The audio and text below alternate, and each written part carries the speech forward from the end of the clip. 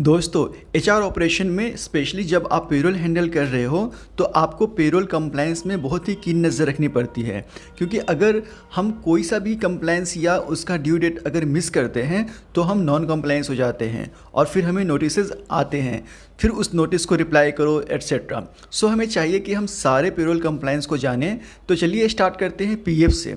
जैसा कि आप जानते हैं, पीएफ यानी प्रोविडेंट फंड एक सेविंग स्कीम है जिसमें एम्प्लॉई एंड एम्प्लॉयर दोनों कंट्रीब्यूट करते हैं। ये एम्प्लॉई के फाइनेंशियल सिक्योरिटी को सपोर्ट करती है और स्पेशली रिटायरमेंट के टाइम पे।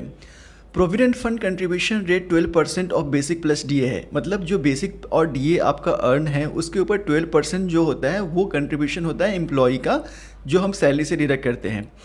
Company is eligible for PF registration if employee is more than 20 in that organization. Last date जो रिमिट करने का पीएफ पेमेंट का है वो है 15th ऑफ एवरी मंथ। दूसरा जो हमारा इंपॉर्टेंस पेरोल कंप्लायंस है वो है ESIC, employee state insurance corporation. ESIC actually cover करती है एम्प्लॉयज़ और उसके फैमिली के social security and health insurance को। अगर कोई ऑर्गेनाइजेशन में नंबर ऑफ़ एम्प्लॉयज़ 10 या उससे ज़्यादा हैं तो ईएसआईसी रजिस्ट्रेशन मैंडेटरी है। ईएसआईसी उन सारे एम्प्लॉयज़ पे एप्लीकेबल है जिनकी ग्रॉस सैलरी 21,000 या उससे कम है, जिसमें एम्प्लॉय का contribution 0.75% of gross and employer contribution 3.25% of gross है। ईएसआईसी पेमेंट का एंड रिटर्न का due date 15th of every month होता है। तीसरा जो पेरोल कंप्लायंस है वो है professional tax, PT. Professional tax employees and professional के लिए होता है। हम एम्प्लॉय के सैलरी से जो पीटी डिडक्ट करते हैं वो स्टेट वाइज होता है, मतलब हर स्टेट का अपना अपना पीटी स्लैब होता है। कुछ स्टेट ऐसे हैं जहाँ पे पीटी एप्लीकेबल नहीं है, for example Delhi and Goa.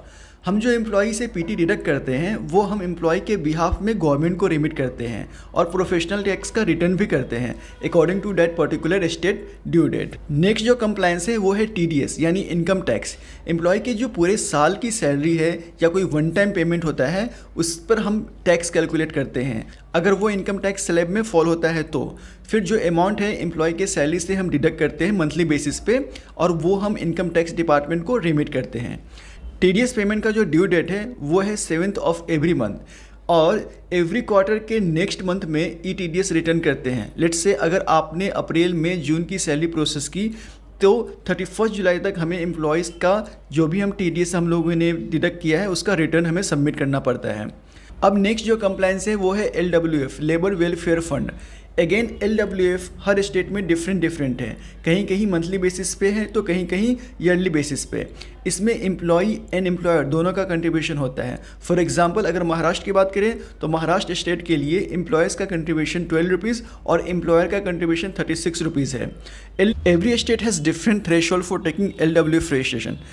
So that's all for today's video. Please do like and subscribe my channel.